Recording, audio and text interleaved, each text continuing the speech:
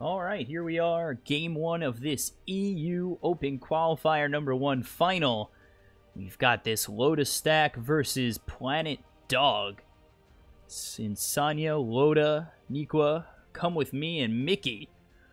Up against the likes of J4 Milan, Swift Ending, 33, and Kaiser. So get right on into this draft. Earthshaker and Nightstalker banned out by All Fam, and then Planet Dog. They're going to ban out Darkseer and Sand King while picking up the Clockwork Shadow Fiend combo that they worked with a couple games ago. Bristleback and Keeper of the Light for the side of All Fam. So, OS Frog on both sides. Today we will see who is more OS Frog. Personally, I'm a believer in the Coddle. I think it's one of the most broken heroes in the game if you get it running at the right windows. Looks pretty good at catching it out, but overall I think I'd rather be the Coddle than Bristol. 10 seconds remaining. Got the Keeper of the Light, the Bristleback. Nice combination. When available, the Blinding Light should be nice for this team. Bristle, always hard to overcome a Bristle. It seems like you always need kind of that lockdown for him so you can get in his face. You see Legion Commander up against him. Some of these, some of the times that Bristleback is in a game, you see a Legion Commander go up against him, but that's why they ban it. That's why they ban it. And then even then, I feel like with a Legion Commander, Blinding Light would come out most of the time, especially once he gets that Ags, and that Legion Commander wouldn't be much of a problem anyway. Venomancer. Might be a Silver Age game for the Shadow Fiend, but the best way to deal with Bristle is just having strong lanes against him and not letting him get to the point where he has like either a Vanguard or a Hood and whatever else he feels necessary, and then just sits in the front lines and presses W on you. It's 5 seconds. If you can force him to farm Ancients and do things off the map that aren't pressuring you, that helps you a lot. You basically just have to beat him on the clock, which is not easy.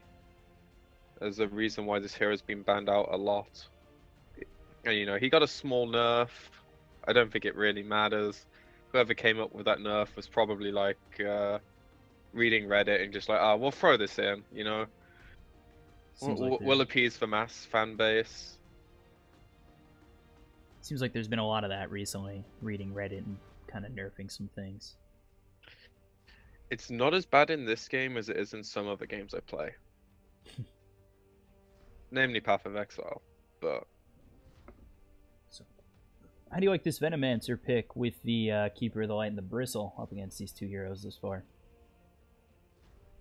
That's stacking slows. Depending how they use it, I think it's a really nice hero, because it kind of does the same thing Bristol does, timing-wise. You get a rough estimate of how the game's going, and then you want to seize your advantage. And Veno's really good at zoning heroes out of defending towers. He's very annoying to play against in general. Like, this team has a lot of sustained damage. They also have a decent amount of burst if Coddle can land his Q to finish a few heroes off, or if the stacks go high enough from Bristol they have. Also, like, hybrid damage now. Veno does a bit of both. Bristle's pure physical.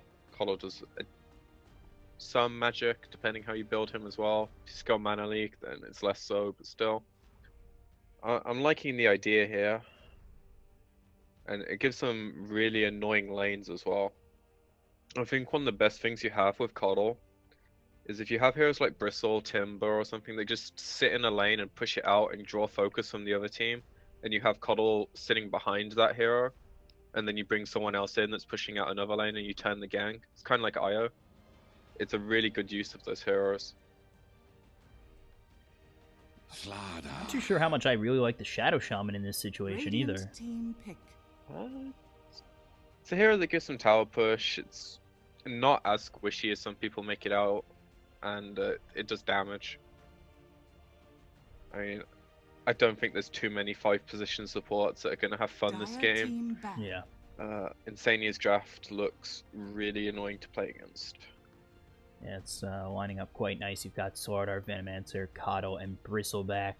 Sword are going to be giving you that, you know, corrosive haze, and if Bristle goes with the 10 Solar Crest, it's a lot of minus armor for him to deal with.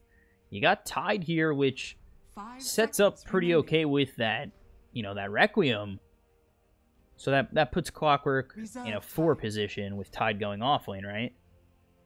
Most likely, yeah.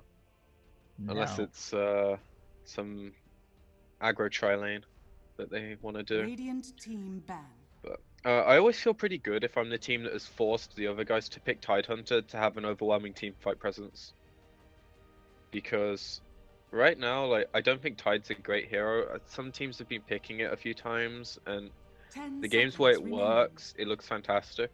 But 5 I don't seconds think it's a remaining. particularly easy game to play Tide. You gotta deal with the Venom wards. So if you get to a point where you can Reserve time. waddle in with like Arcane Mech and get a 3/4 hero Ravage, Radiant team that's pick. already winning you the game. But if you get to a stage where you've got to rely on blinks, Veno's really good. The True Sight from or Clear Vision from Coddle is going to make it a lot harder for you to blink. 10 I think they need a seconds lot remaining. from their last hero. Because right now, Shadow Fiend's the only one that really 5 does seconds damage remaining. once you get past 15-20 minutes. Could... Reserve time. thinking... Razor would have been the best hero by far, so it was a really good ban. Yeah, because I was thinking about Razor with the Tidehunter. You get that Ravage, or you get those Shackles coming out, and you just sap that damage. Maybe it was better they picked Razor instead of picking Tide, because there's still like Enigma in the pool if they ban the Tide, if they want the overwhelming team fight. Yes, Enigma's easier to disrupt, but he does more outside of the ult. Ooh, Dire I like team it. pick. I can get behind this. that's good against Bristle, so... yeah, good against all these heroes. I like Necrophos quite a bit, and I can see him do quite a bit of work in this lineup. The only problem with it is 10 it shifts a seconds lot of remaining. focus to the Shadow Fiend. 5 seconds Which I remaining. suppose isn't too bad, because he's gonna have the cogs to help him win his lane and stuff. So he's probably gonna be off to a pretty good start this game, unless the Slider has some GG roams. So And Necro's also really good at dealing with Bristle in lane, so if they wanted to do the aggro dual lane with the Bristle, it's a bit easier to deal with. It looks like it's a possibility they send Veno down instead. I don't know, they basically are going to have 2 dual lanes, wherever they want to put them. It's up to them. very annoying lineup, it seems like, coming out from the all-fam Lotus stack. So Invoker, Swordar, Venomancer, Keeper of the Light, and Bristleback to round it all up for him. And then a little bit of connection failure, it said there, but we've got Shadow Fiend, Tidehunter, Necrophos, Clockwork, and Shadow Shaman for the side of Planet Dog. So game 1 of this best of 3, winner goes on to the regionals for EU, the regional qualifiers. Qualifier for the qualifier. Damn right. Let's go. That sounds like the most retarded thing ever, but it actually makes a lot of sense. So, you know, can't hate too much. Prepare It's for like, battle. you know, amateur tournaments to get into the PGA.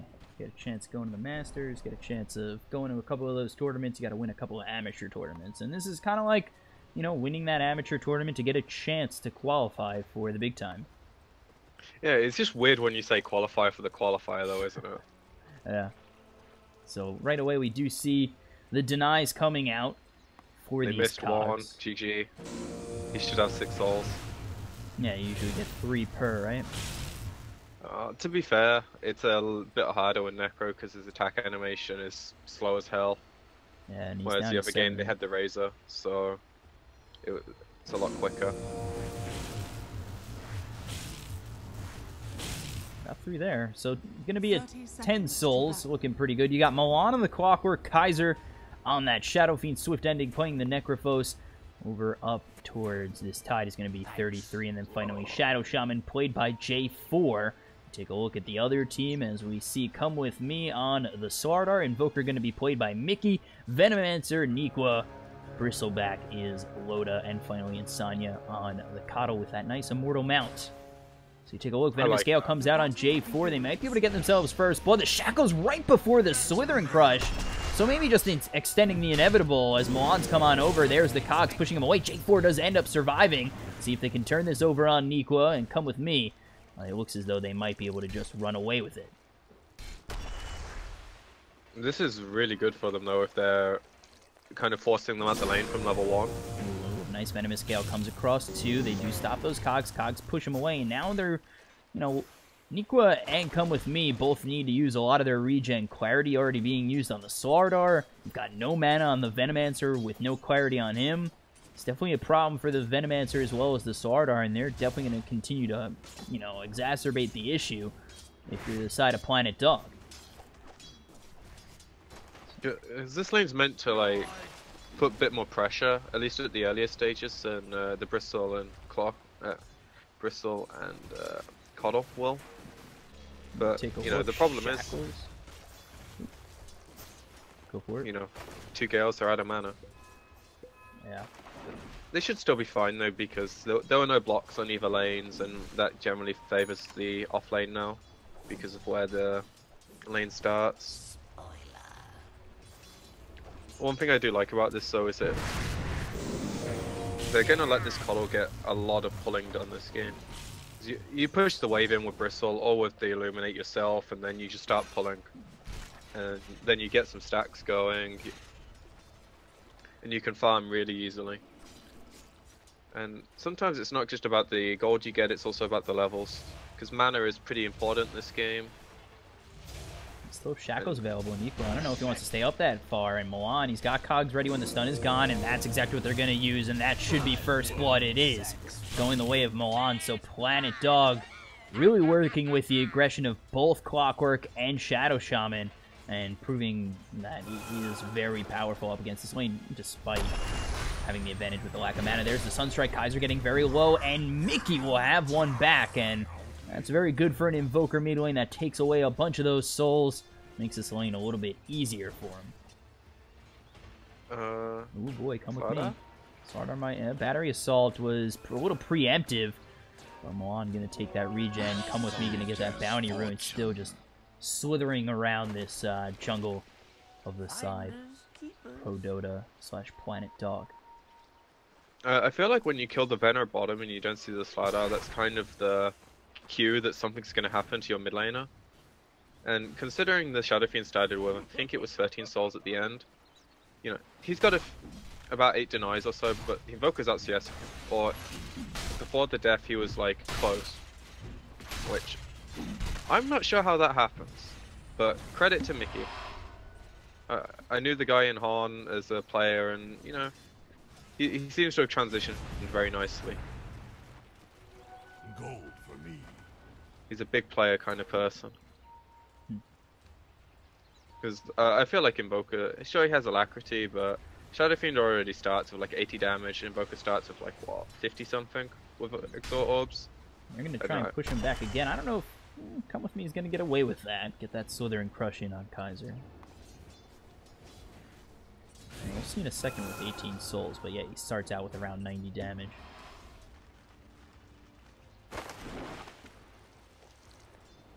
And now it's actually a really scary lane for the SF whenever Slardar's off the map, because now Cold Snap's in play as well. Shadow Fiends tend to like push the wave out a bit. At the earlier levels anyway, when they go for the raises to get the CS. Once he gets level 5, he's just going to triple raise and go to the jungle and AFK farm, and think he's a good Dota player when that happens, as Sing Sing would say. So despite dying, Kaiser doing okay.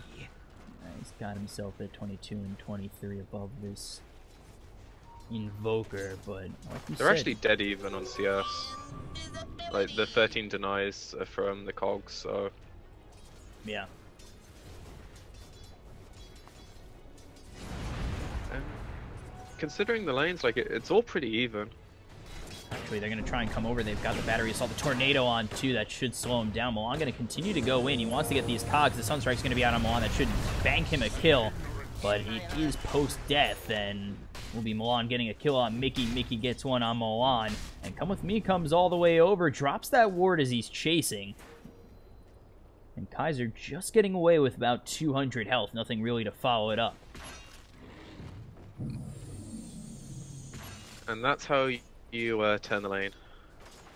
Big place from the clock. Yeah, continue to chase. I thought they might back off. So Milan and Kaiser back at it.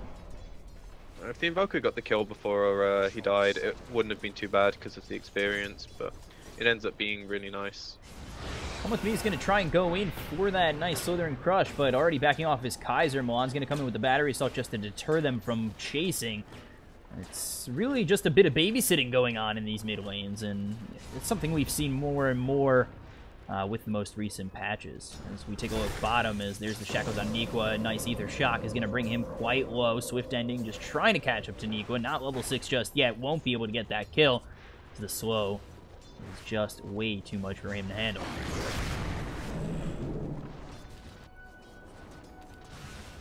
And it feels like this will be one of the more stagnant games that we cast so far.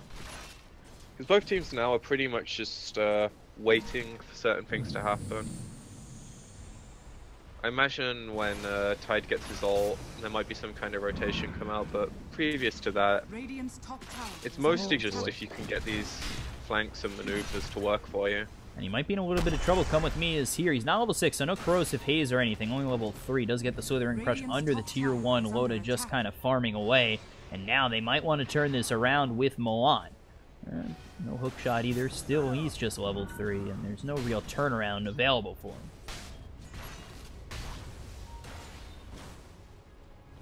And now he just frees up the other lanes, but it doesn't look like they're going to be able to do anything with that information. Well, rotations come out, and like you said, now Kaiser's come all the way over towards the jungle, level 6, just about level 7, looking for those treads. Has double damage to clean up these stacks pretty well. I wish they'd fix this ancient camp.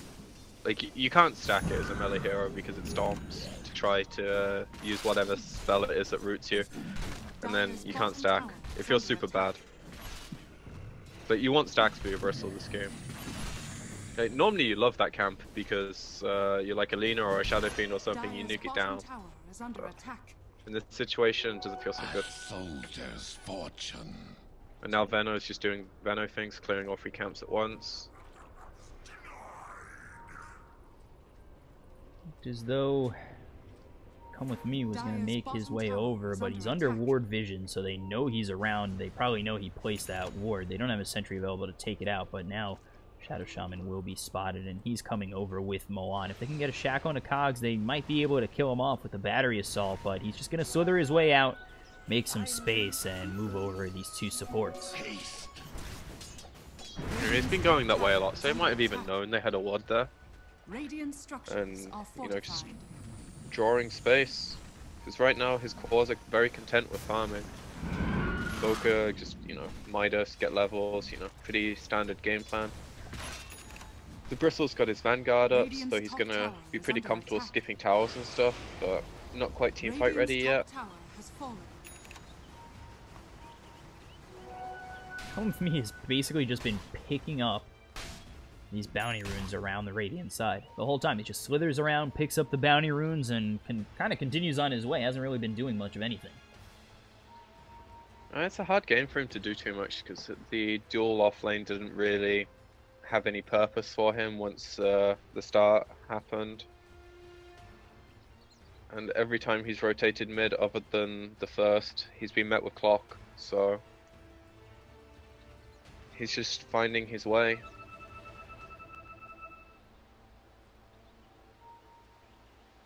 And him getting Blink's going to be super integral this game, because no one else in his team has a form of initiation.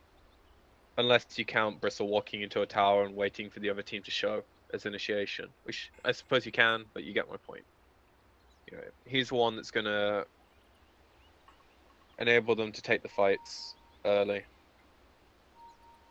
On their own terms. Whereas Planet Dog, they just need to get the clock to level 6. Which is a lot easier than farming 2,000 gold. especially when you have 3 cores that want the entire map. On both sides, actually. So the supports aren't going to get much this game.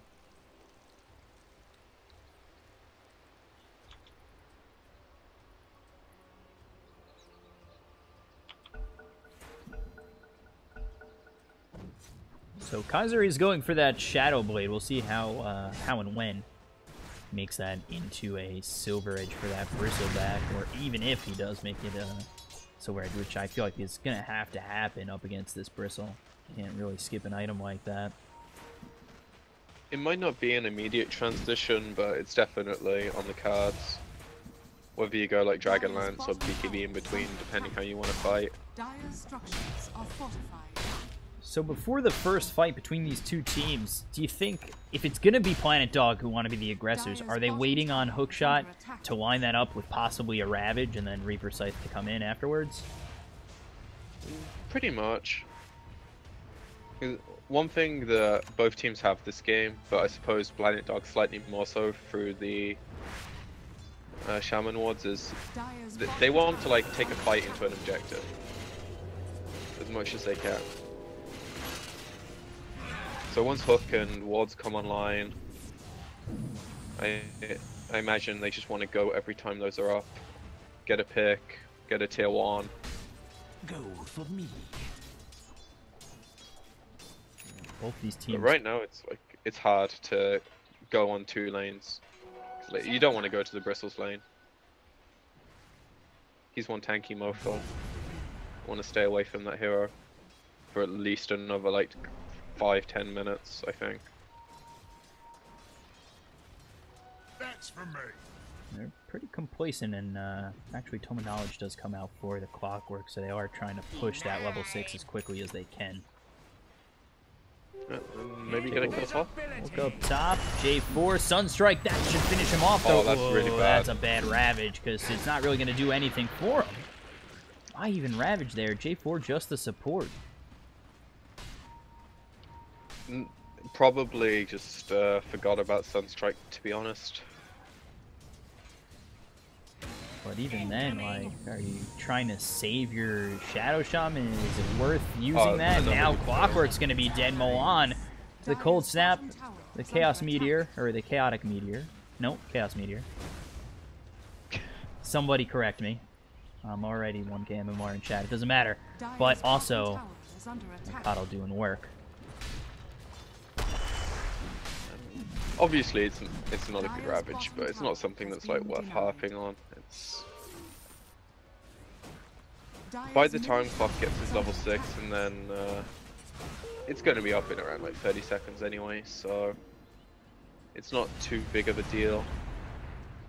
You got a minute and a half, but it does, you know, push them back. Clock's really close. He is level 6 now. Like, they could have fought right now.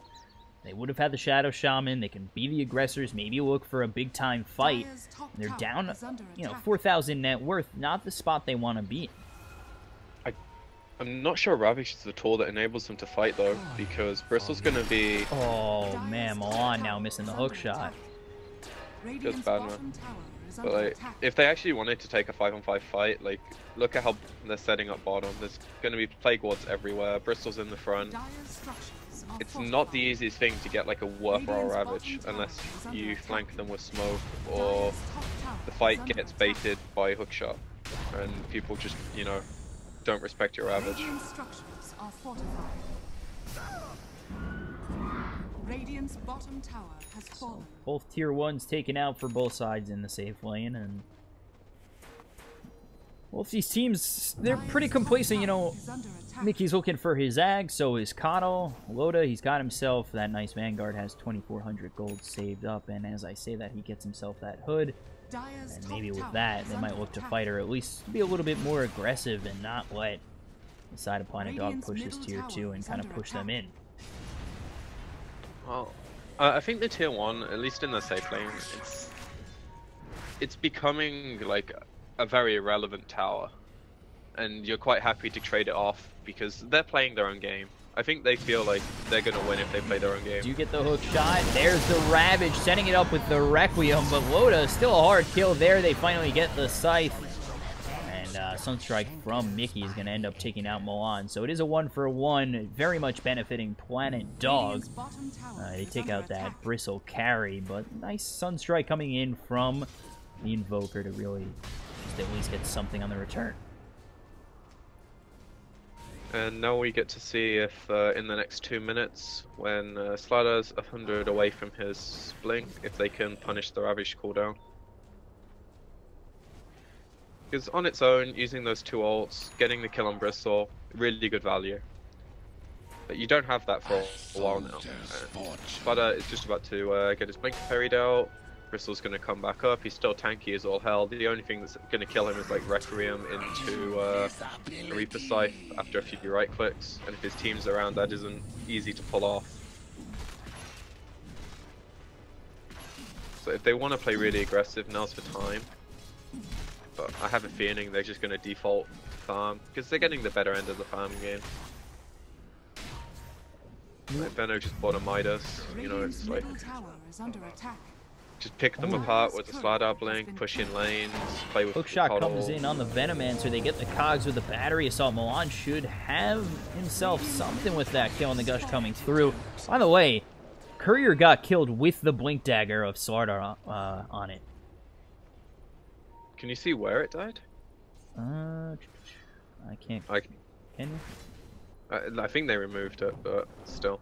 That's a pretty big deal, actually. And then they get the Venno kill, so by the time Venno is up, Ravage is available, Shadow Fiend has his Shadow Blade ready to go on top of the wards, Hook will be up by the time Ravage is up, and then they're pretty good to go. If they want to wait like a few hundred gold for Necro to finish his mech, they could. Kind of surprised he's going for it. I think this speaks to their game plan. That they want to be like able to sustain Dire's through middle all of tower the is under attack. Venno aids and Dire's Bristleback structures are quells, fortified. and then win the fight after that. So, I was thinking, just I was going to say it before, you know, despite using the Ravage, the Requiem, it seemed to take a lot just to kill Loda. You're throwing all that on just a Bristleback. Does that open up the fight for the rest of this all-fam stack? And meanwhile, the hookshot comes out onto Loda. Cogs trying to make some space. Loda maybe looking to throw some quills in there and deter side of Planet Dog from taking this tier 2. They're going to continue to go in with that viscousy nasal goo. And with those quills, he should be able to push back the side of Planet Dog. They actually want to continue to go in. Necro has got 4 stacks on him, and now they look towards Loda. They drop these Serpent Wards. Loda's still nearby, just taking a bunch of hits from them, but that's still just popping quills off into the spines of this Planet Dog squad. Cogs to make sure he can't really back off too much. Requiem set up with the shackles. Here comes the Ravage. Tornado on 3. Reaper Scythe will do it. They finally get that kill on Loda. And the rest of the team kind of answering the question I was about to ask you before all was said and done. Radiant's bottom tower Really has backing fallen. off from trying to go in on Planet Dog. But the Venno is split pushing, so they basically trade 1 for 1. And if they don't manage to get the tower here, I don't think the Radiant's bottom Dire tower Stack are is going to be under too attack. unhappy, but they get the tower trades. And now they get Again on the Coddle, and they might be able to get themselves a kill on this Slardar. That'll probably transition to a kill on the Coddle. It will. Swift Ending gets himself 2 kills. Coddle buys back. You look over bottom as Neek was going for this tier 3. And here comes the TP from Swift Ending. Okay, so to go back to your question first and foremost, I think if they kill Bristle at this stage of the game, that's all they care about. Invoker, like, he's a one-trick pony at this stage. He doesn't have the tools he needs to, like, carry the fights just yet. Give him 10, 15 minutes and that changes, I think. But at the moment, you know, they're more than happy to, like, blow all their ults to kill a Bristle. Especially when Neek was playing like this, like, he's just split pushing and AFK farming. And I feel like it's really hurting them. If that's a call and, you know, they're happy with that trade, then fair enough, I suppose. Another thing I also want to point out is this Coddle build is like triggering the hell out of me. A level 1 mana leak is complete garbage. If you take Spirit Form, you can split push better. If you had that point, you could bring the Venno that was going to kill the tier 2 with the wards anyway to that top fight. You can also use it to push the Clockwork out of the cog so he's not solo killing you. You know, like there's a lot of reasons that the ult is really good here. If you change that point, I think the last fight goes completely differently.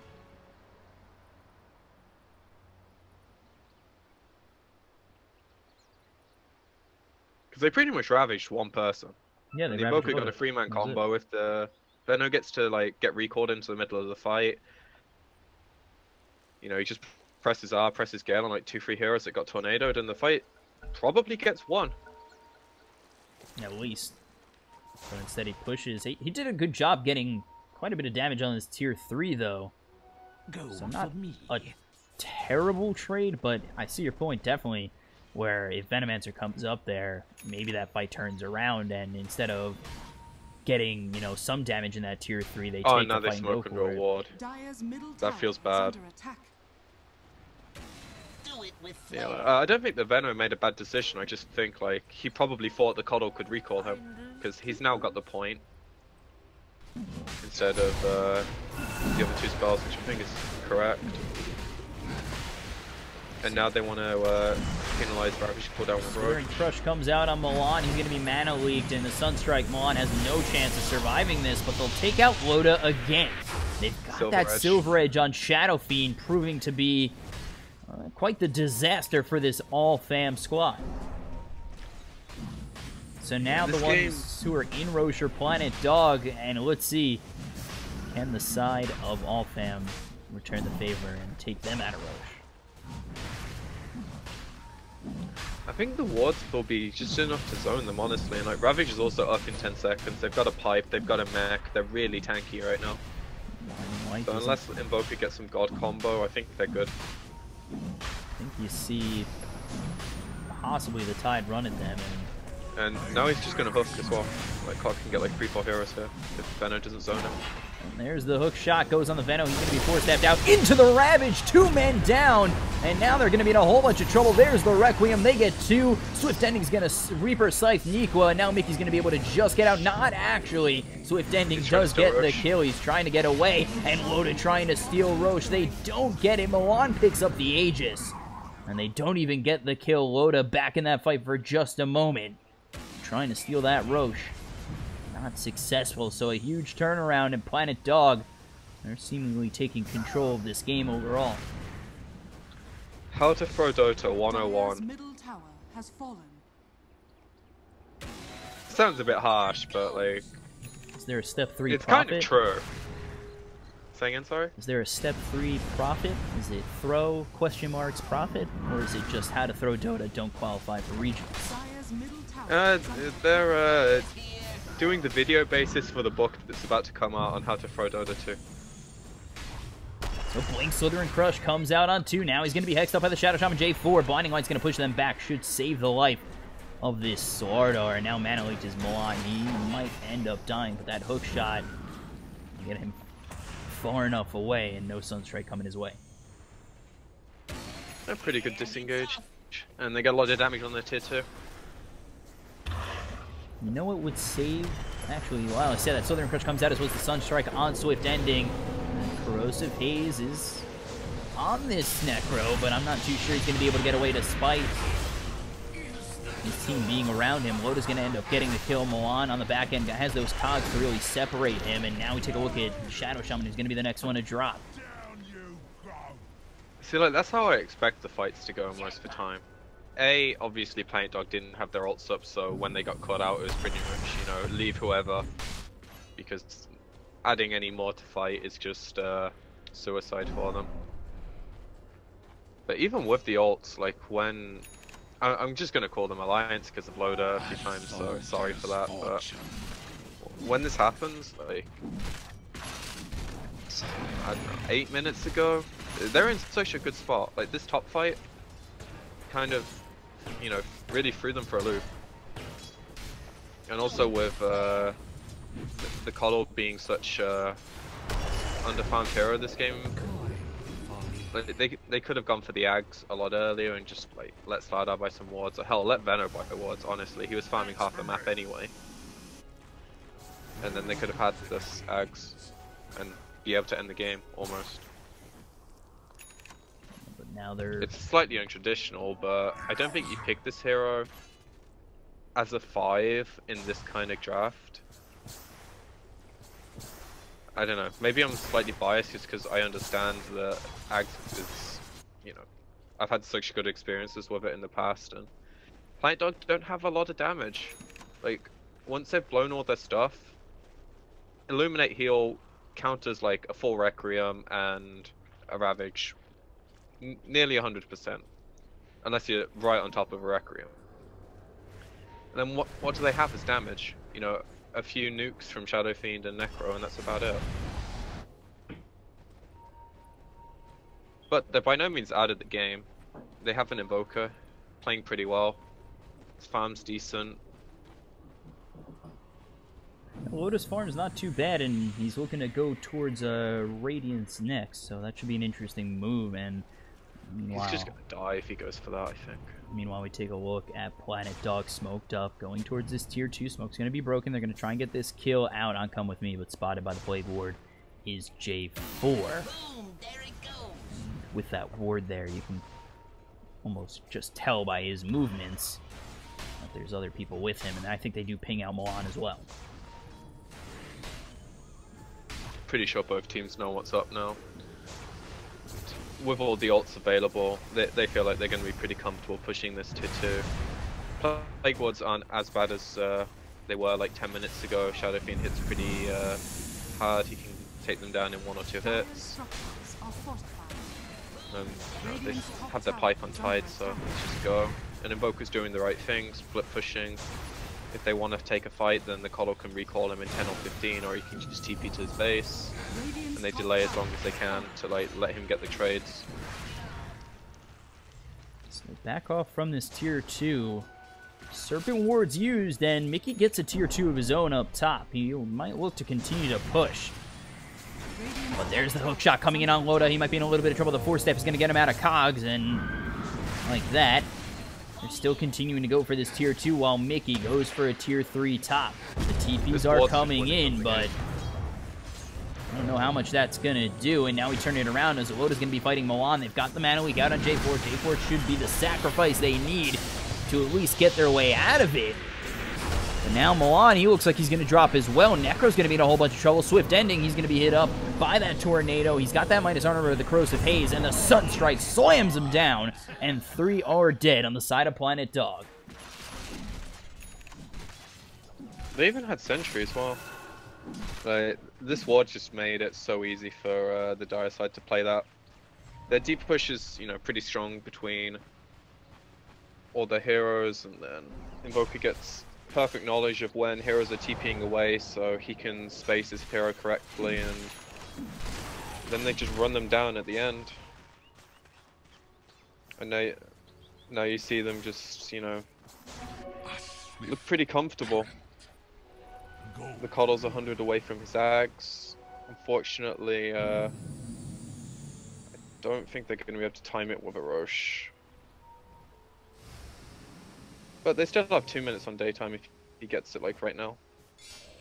They might be able to get a tier 2 if they would like to push. If not, they can just keep farming, because I think that's the way they win as well. You know, just let the game go late.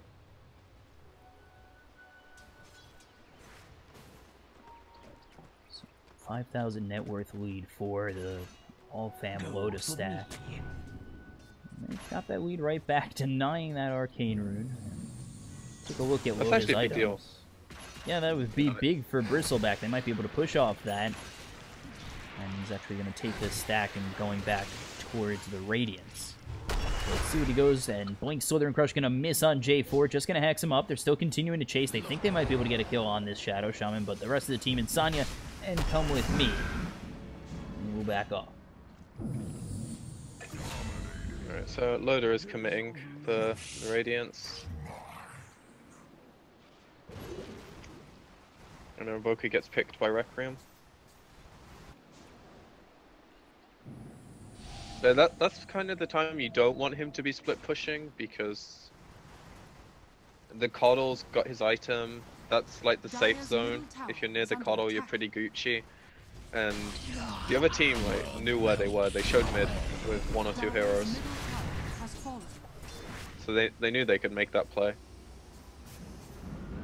And it's by no means the rewrite of how to throw Dota 2, but it's probably a kill they didn't need to give away.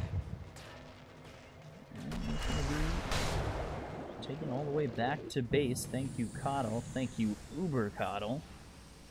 And the chase is still a little bit on from Kaiser. I think they saw that with the creeps. And still rolling his 5, trying to make something happen. Are they going to smoke here? Anybody smoke? They do have one on Shadow Shaman, maybe to make a move on possibly Loda or the Invoker again. I think they're just going to walk towards the tower. Nico's already setting up though. Got these Plague Wards. Yeah, I think this is just dead. They're forfeiting this. Yeah, this time the Serpent Wards are going to get the tower. Radiance finished on Loda. Dire's bottom tower It's in his has stash fallen. still though, He needs so to, yep, he needs to go pick that up and not quite fight ready. see if that changes anything in the big fights ahead. Take a look, all cooldowns are ready to go except for the Serpent Wards. Let's see if all fam are the ones looking to fight, or if they're going to sit back, be complacent, try and farm and defend on the counterattack.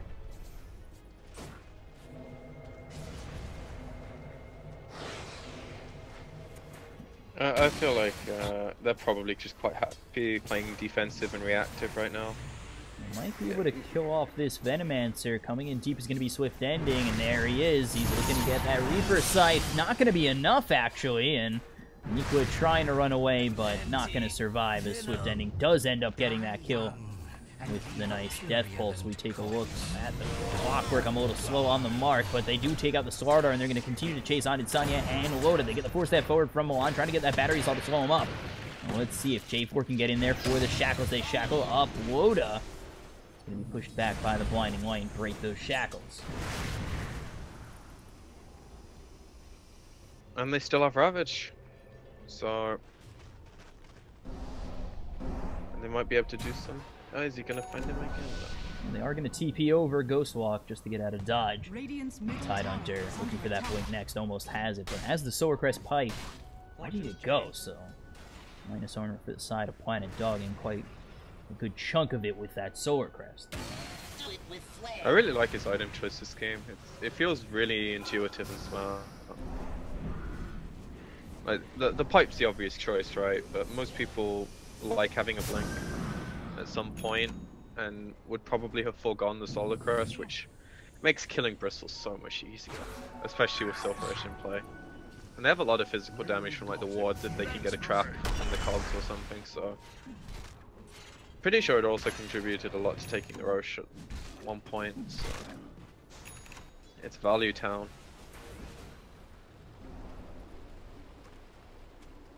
I'm pretty sure it still needs a real nerf. Like it's taken some chips. SF going to be drained of his mana if that EMP had hit. He has the Silver Edge, does get himself away, and Mickey just using that Tornado EMP goes to walk out. Yeah, he's going for Bloodfawn as well now, so not the usual follow-up item, but I like it a lot. As far as I know, the Serpent Ward's crit as well, right? It's kind of an insignificant thing, but you know, he's mostly just getting it for the silence. The damage output's pretty insane as well. So they do take this Aegis. It's going to be put onto Kaiser. Cheese is available. Swift Ending will pick that up. This one Reaper Sight to regen will probably be enough for him. And we take a look over top as Invoker does get out of the way. 30 seconds till daytime. Gem picked up on Insania. So they should be able to get all these wards before Planet Dog go for a big push. Because they're doing a pretty good job of just moving the heroes around the map and prolonging the game enough.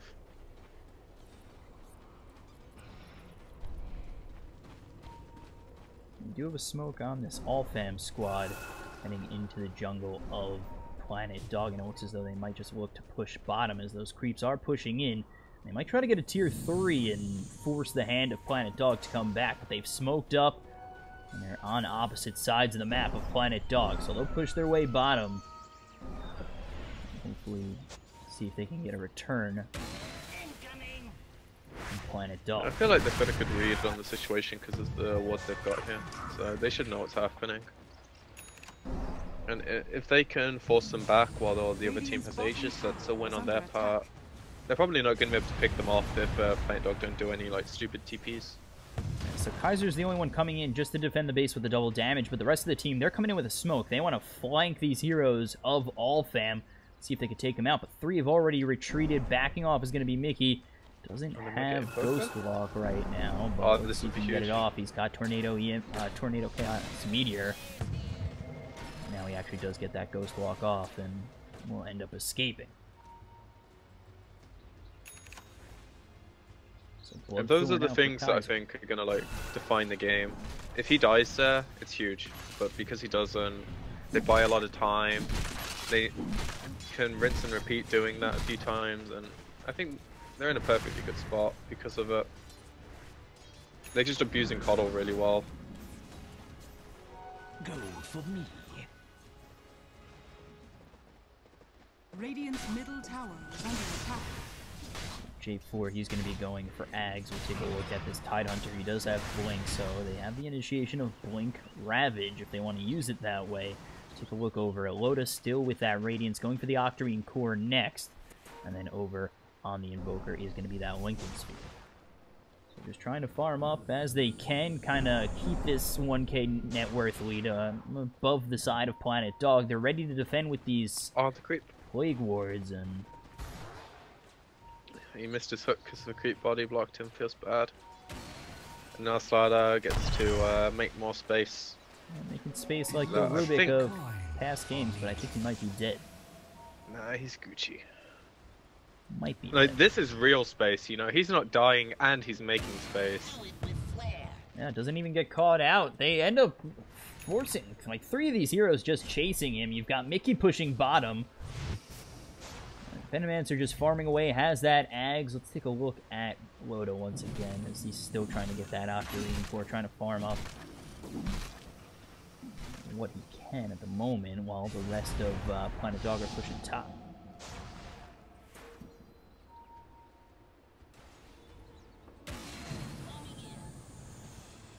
And the Aegis has, what, just over a minute left? Minute and a half? So they're probably going to want to try and use it. The problem is, it's so hard to go high ground, and it's also Hookshot so hard comes to out catch on the the heroes. Slardar. They might have found him for the first time, but he 4-staffs forward, gets out of the cogs. I think he's just going to be able to run away. He's got the urn on him, just stopping that. Yeah, he's doing the backpack trick as well, so even if they're chasing him, he's got to blink away. Yeah. And now he's just going to get recalled, most likely. Or is J4 actually going to be able to solo kill? They're getting grouped up to push over mid, but bottom, Mickey's ready to take a tier 3. He's going to hit away, he uses his Chaos Meteor, the meatball falls down, takes out those creeps, so back up for just a moment.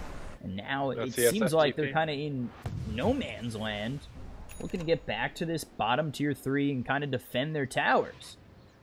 And with that, Mickey just making space, getting out. So they stop the mid push by pushing bottom. Yeah. And Aegis will be out in about 20 seconds. So they'll have one less tool to use if they actually do get involved in a fight. Which, you know, if they can, I still think they're fine if they actually get the fight, especially at night time. But the way the Dire side are playing, they're just doing everything they humanly can to stop the fight, prolong the game.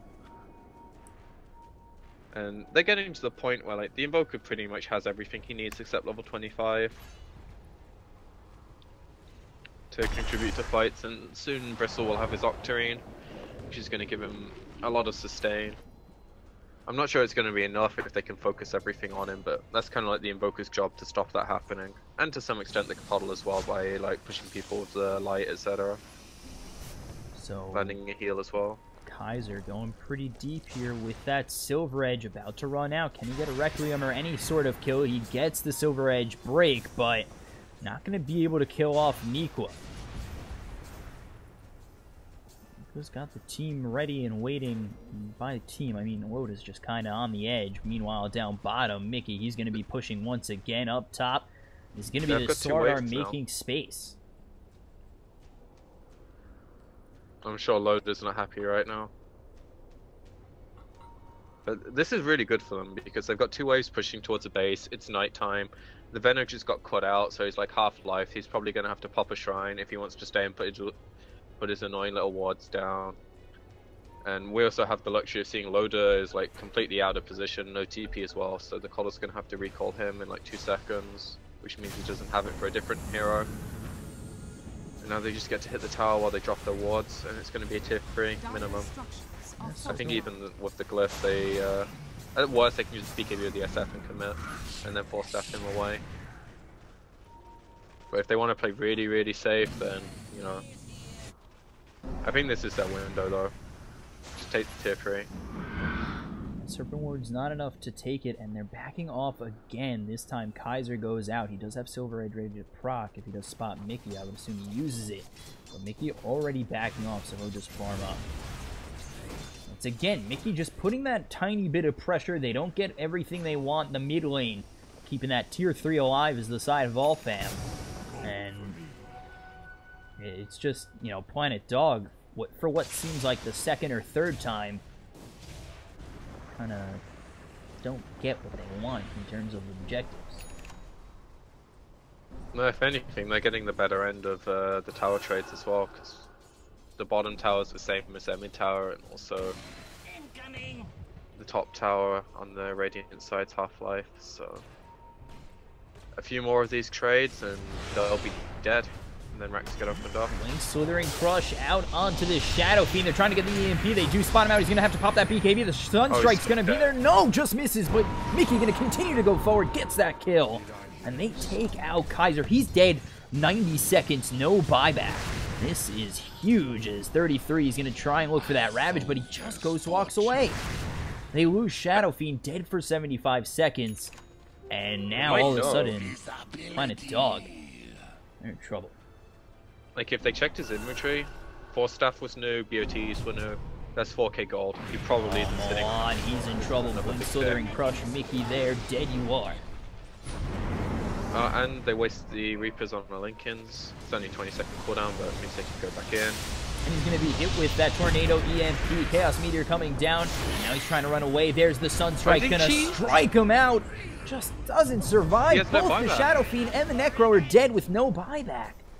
So they're going to push as quickly as they can. Try and find out with this buyback. And they'll see they both don't buy back. And they'll probably take a tower and rats.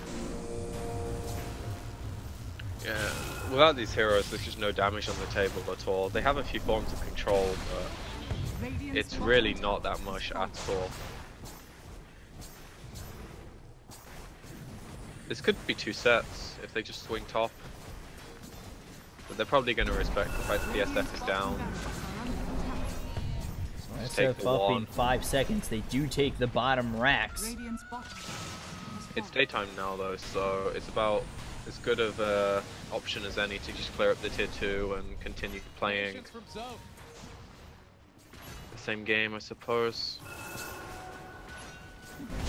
Opting to take Shrine instead of the tier 2, slightly safer route.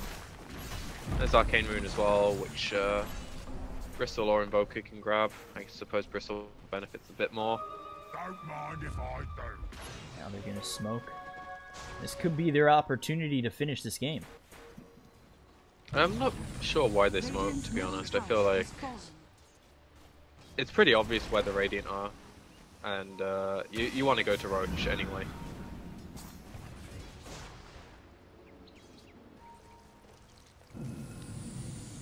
Even though the Rocket's scouting it out, then it doesn't really matter if the Radiant side know.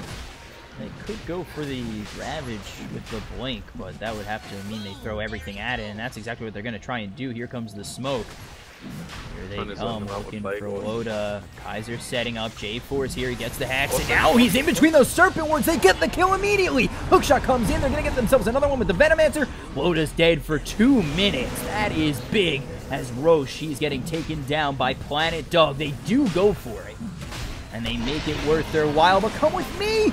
Aegis is on the ground. He's going to get the Aegis, and it will be popped. Oh, boy. I think he's not. Oh, He is dead as Kaiser gets that kill. no. That was like, I feel like everyone from Alliance's supports that could save Loda was just AFK in their head. Like, they had the Glimmer Cape to stop the Reaper killing him. They had 4 staffs before the Reaper came out. They were slow as hell, and that's why that fight went so bad. Like, Loda just dropped. He had no impact in the fight at all. They slightly salvage it by the fact the Aegis doesn't get given away to the SF, which would have been ideal scenarios for Planet Dog. What about the cheese? Where did the cheese go? Is it anywhere? Is it still in the pit? No. Someone ate it, I guess. Am I blind? I think he got devoured in that fight. Yeah, okay, so there's no cheese or Aegis in play, which I still think it favors the dire side that happens. Obviously, they'd have rather have had them themselves, but you know, pickers can't be choosers, I suppose. So they still have a lead for Alfam, but things aren't looking too great. Mickey trying to get that kill onto J4. Now they're going to try and chase Mickey out. Will get recalled by that Coddle.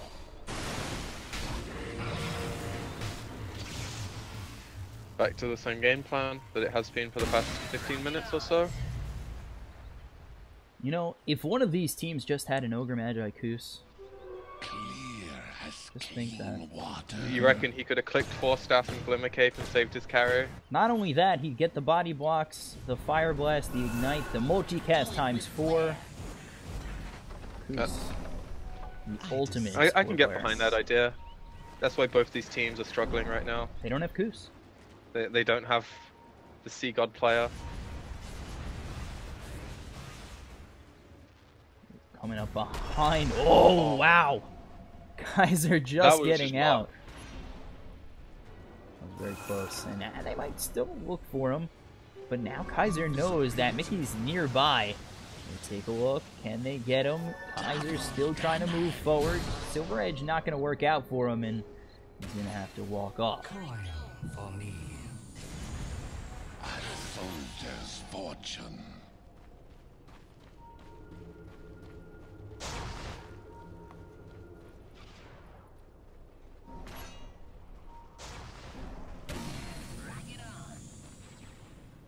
I'm not sure they can push now though.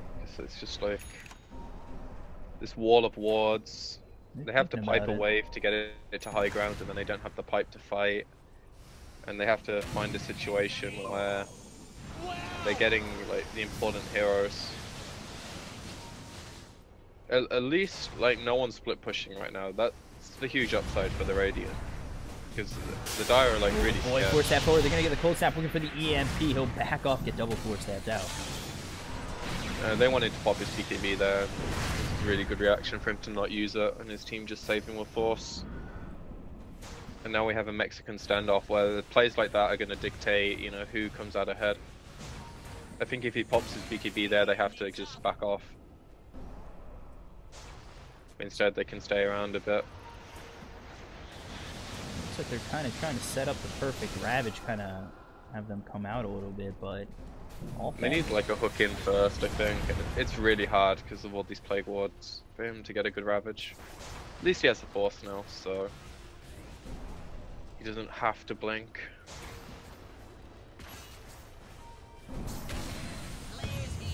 Rocket Flare just for a little bit of vision. Tornado comes out on Shadow Fiend. Can they make anything of this? Nope.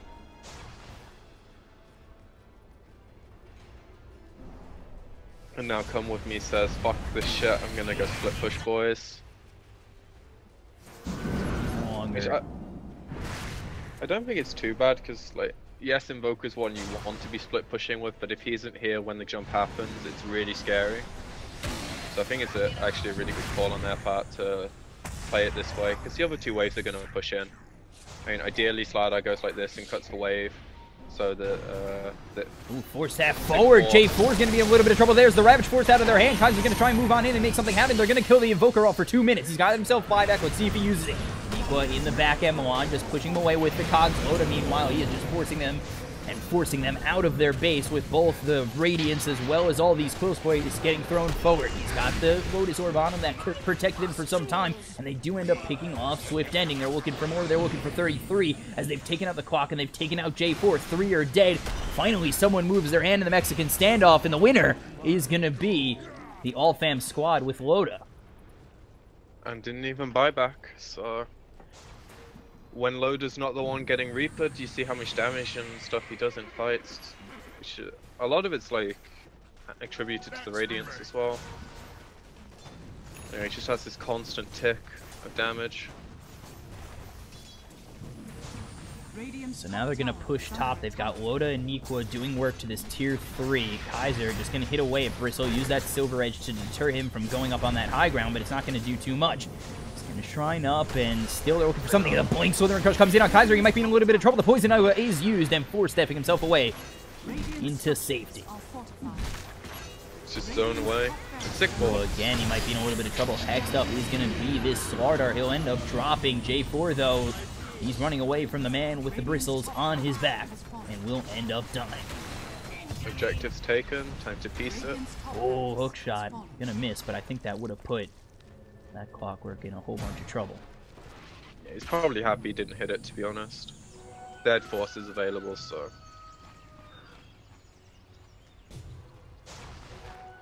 So that whole time, Invoker's dead, and top set of racks. Tier 3 tower gone. That's 2 sets of racks gone on Planet Dog. Radiant's courier has been killed. They have ways to push it out, so... The 2 sets of racks are... It just makes it harder for them to do what they've already been trying to do, unfortunately. Because these waves are actually going to shove in, which is what they've been doing anyway with heroes, but now it's just creeps as well.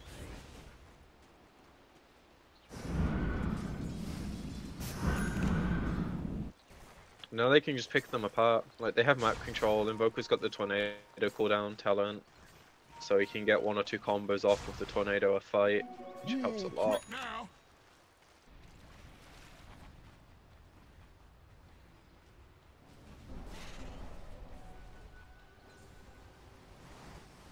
So let's take a look as Invoker back up Octarine Core and Ags.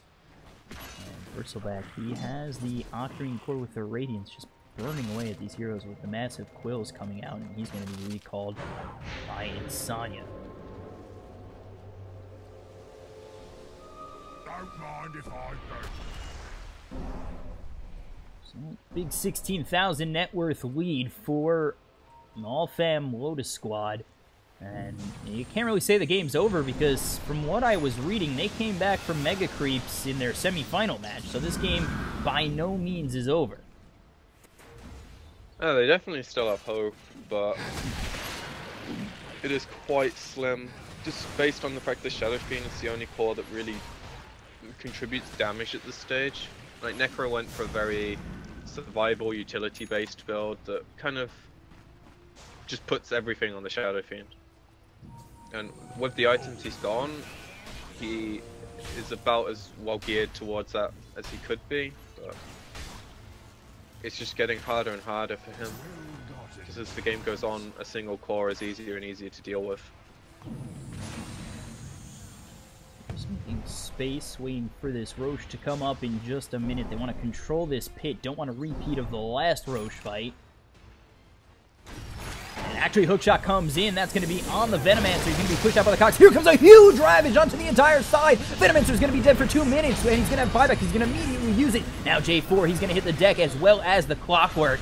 So it's a 2-for-1. They do force the buyback, and now trying to get it away is Swift Ending as the Poison Nova is going to be dropped by Sneakwa. He's still continuing to run. He has that Lotus Orb on him, but he's surrounded by the entire side of this all-fam Lotus squad. And with that Mana Leak, Swift Ending in so much trouble. He's going to fall. 90 seconds on the sideline, and Dire Courier goes down with Lotus Orb and BKB in hand. So now they're looking to push. They're looking to get the tier 3 and the mid-set of racks. Get themselves mega creeps. Pressure comes out on to the Tide to see if they can make something happen with another Ravage. I'm pretty sure J4 just blocked the hook shot there. Clockwork, he doesn't get that hook shot off. J4 is going to die. They get another Ravage out. There comes the Reaper Scythe, but it's not doing anything. Loda continuing to do work. He's got that Lotus Orb on him as well.